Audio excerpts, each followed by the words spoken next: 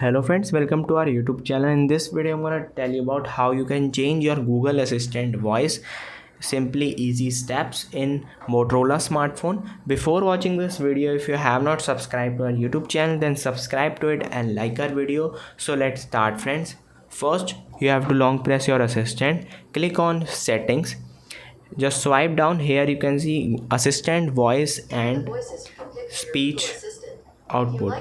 You can see friends, there are lots of voices. Here are the voices you can pick for your Google Assistant. Here are the voices you can pick for your Google. Here are the voices you can. Here are the voices you.